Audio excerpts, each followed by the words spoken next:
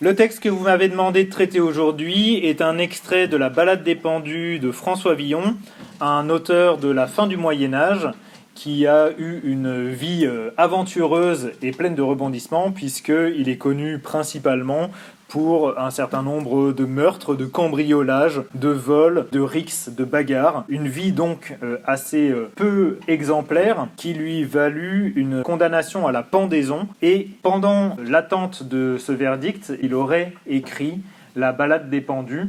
On n'est pas tout à fait persuadé que ce soit à ce moment-là qu'il l'ait écrit, mais il est vraisemblable qu'il l'ait écrit en prison en attendant sa propre condamnation en 1462. Dans ce poème, nous avons donc une prosopopée, c'est-à-dire que l'auteur fait parler les morts, et c'est un appel des morts à la compassion des vivants. Je passe ainsi à la lecture de mon poème. Frères humains, qui après nous vivez, n'ayez les cœurs contre nous endurcis, car si pitié de nous pauvres avez, Dieu en aura plutôt de vous merci. Vous nous voyez si, attachés, 5, si. Quant à la chair que trop avons nourrie, elle est piéça dévorée et pourrie, et nous, les os, devenons cendres et poudre. De notre mal, personne ne s'en rit, mais priez Dieu que tous nous veuillent absoudre. Ainsi, dans ce texte, nous avons une opposition forte entre les pendus qui parlent et les vivants à qui ils parlent. Et cette opposition va avoir pour but de demander le pardon des vivants malgré le mal qu'ils ont fait. Ainsi, nous pouvons nous poser la question suivante: en quoi la mort est-elle une mise à l'épreuve des vivants? Pour traiter cette question, je découperai mon texte en 3 parties qui seront les 3 phrases qui constituent cet extrait. La première phrase de la ligne 1 à 4 dans laquelle nous avons la nécessité du pardon, ensuite de la ligne 5 à 8 dans lequel nous avons une description des corps en décomposition, et enfin une dernière partie de la ligne 9 à 10 dans laquelle nous avons la constitution d'une communauté auprès de Dieu au paradis. Je passe ainsi à mon commentaire. Le texte s'ouvre sur une apostrophe, une adresse, à travers le nom commun frère, qui viendrait ici faire référence à un contexte religieux, contexte qui va innerver tout le texte. Ces frères humains sont les frères qui vivent, alors que ceux qui parlent, ce sont des morts. Cela est montré par la proposition subordonnée relative, qui après nous vivait, qui sous-entend que le nous qui parle est mort, et qui, par sa position de proposition subordonnée relative, indique qu'ils sont en dehors du principal. Ces frères humains vont voir le verbe qui leur correspond rejeté. On a un enjambement entre le vers 1 et le vers 2 qui va appuyer finalement sur cet écartèlement des vivants. Les vivants sont donc soumis à l'épreuve, puisque on leur demande de pardonner des choses précisément impardonnables, puisque le nous qui parle désigne les pendus. On est donc ici dans un discours, dans une prosopopée, qui va nous mettre en tension un nous et un vous, tension qui va s'expliciter par le chiasme que l'on voit là encore sur ces 2 vers, nous vivez, n'ayez contre nous. Par ailleurs, on retrouve ici ce thème du discours dans l'architecture logique par le biais de l'apparition d'une conjonction de coordination à valeur causale, car, ainsi que par un système hypothétique, si. Ici, l'idée, c'est de donner une raison à la supplication, et cette raison est d'ordre religieuse, puisque Dieu apparaît au vers 4. On retrouve le champ lexical de la pitié. On a pitié ligne 3, mais nous avons cœur et endurci ligne 2, et nous avons merci ligne 4.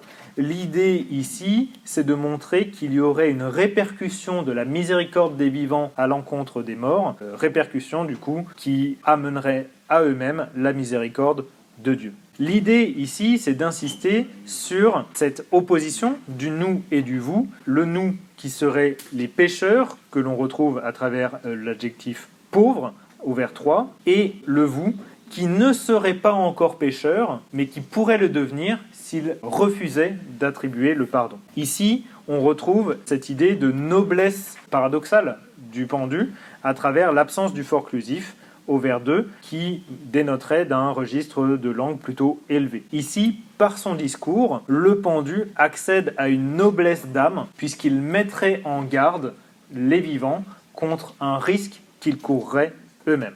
Je passe ainsi à ma deuxième partie. Nous avons ici la description des pendus. Alors on pourrait s'interroger sur la présence du 5 et du 6 qui pourraient s'interpréter de manière différente. Il pourrait s'agir de plusieurs endroits différents pour montrer que finalement on pend des gens partout. Il pourrait aussi désigner le fait que il y a de plus en plus de pendus. 5 puis 6.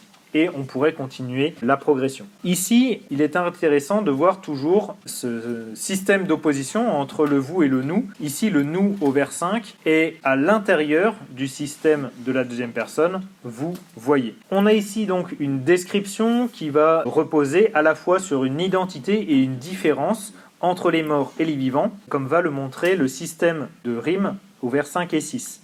Puisqu'en effet, si et nourri riment techniquement, puisque c'est bien le même son, mais ne forme pas une rime, puisque si est une rime masculine et nourri est une rime féminine. Ainsi, on aurait une espèce de confusion entre identité et différence qui amènerait l'idée d'une assimilation des morts et des vivants. Nous avons dans notre description tout un système de métonymie, nous avons une décomposition progressive aussi bien physiquement, puisque la chair est dévorée, pourrie, les os deviennent cendres et poudre, qu'une décomposition stylistique, puisque nous n'avons plus une personne, mais cette personne est réduite par métonymie à des parties qui le constituent, en l'occurrence la chair et les os. Ce spectacle va se doubler d'une gradation, dévoré, pourri, cendre, poudre, gradation qui modéliserait une dégradation physique. L'idée générale de cette description est bien d'insister sur le caractère horrible du résultat de la mort, du cadavre en décomposition, caractère horrible qui va rendre éprouvant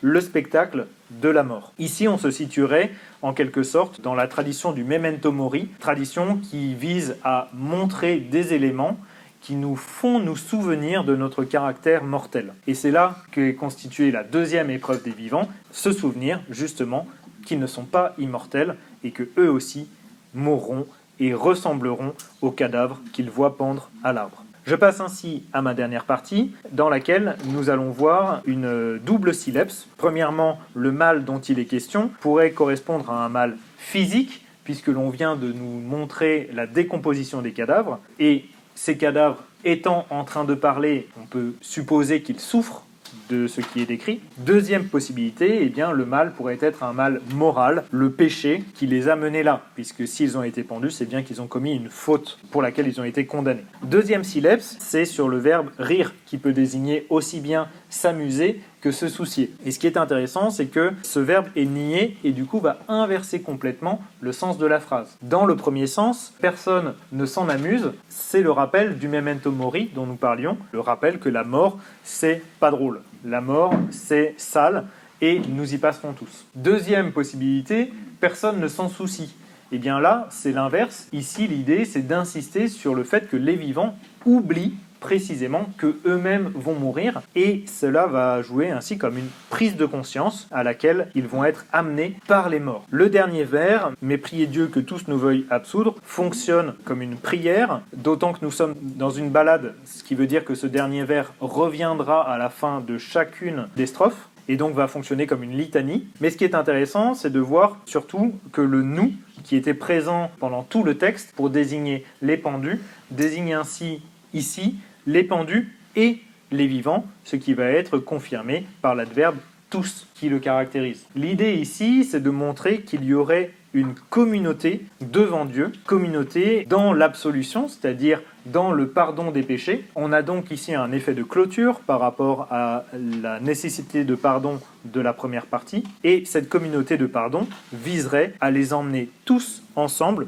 auprès de Dieu, au paradis, conformément au dogme catholique de la communion des saints. Cette idée de communion va être modélisée par le texte, par le rassemblement de la conjonction de coordination et de Dieu, puisqu'ils étaient séparés au vers 3 et 4, et ils sont ici rassemblés dans un seul et même vers, le vers 10. Par ailleurs, cette idée de communion et cette idée d'identification des morts et des vivants peut éventuellement se voir au travers du système de rimes, puisque lorsque l'on considère le texte dans son intégralité, on se rend compte que les rimes sont disposées en chiasme, donc on a vraiment comme un miroir finalement. Le texte lui-même se constitue comme miroir pour le lecteur, qui doit lui-même penser à la rédemption des autres pour la sienne.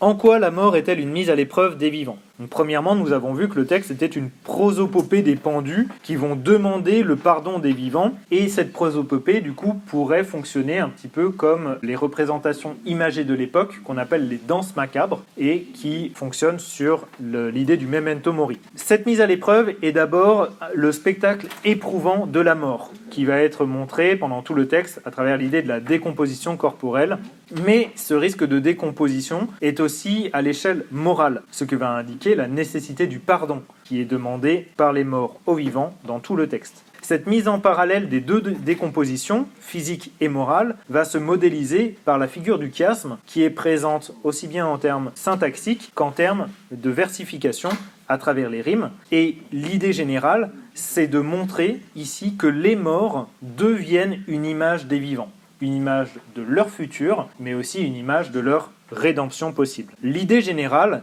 et c'est ça qui est la véritable mise à l'épreuve, c'est celle de la constitution d'une communauté dans la mort, que l'on va voir avec le jeu des pronoms et le nous final, communauté difficile à fonder, puisque précisément, elle repose sur le pardon d'une faute qui est impardonnable. Je passe ainsi à la question de grammaire. Vous m'avez demandé de traiter de la construction de l'interrogation au verbe 10 et d'effectuer sa transposition. Premièrement, il faut déterminer le type d'interrogation que l'on a. Ici, nous n'avons pas de point d'interrogation, nous pouvons donc en déduire que nous sommes dans une interrogation indirecte. En l'occurrence, une interrogation indirecte se construirait dans le cadre d'une proposition subordonnée conjonctive complétive qui serait COD donc d'un verbe de parole. Ici, nous avons bel et bien une conjonction de subordination que qui introduit une proposition que tous nous veuillent absoudre, et cette proposition subordonnée conjonctive complète bel et bien un verbe prier qui pourrait être interprété comme un verbe de parole, mais il faudrait le décomposer, demander dans des prières. Ainsi, l'interrogation indirecte serait la suivante, que tous nous veuillent absoudre. Pour ce qui est de sa transposition au discours direct, il faudrait tout d'abord modifier quelque peu la partie narration qui introduirait ce discours. On pourrait avoir par exemple « Mais demandez à Dieu dans vos prières », ouvrez les guillemets. Ici, il nous faudrait du coup enlever la proposition subordonnée conjonctive circonstancielle et la remplacer par une indépendante. Il faudrait aussi penser à effectuer l'interversion sujet-verbe, ce qui nous donnerait « absolvez-nous tous » et l'on pourrait transformer le subjonctif « veuille » en une formule de politesse « s'il vous plaît ». On terminerait par un point d'interrogation et en fermant les guillemets.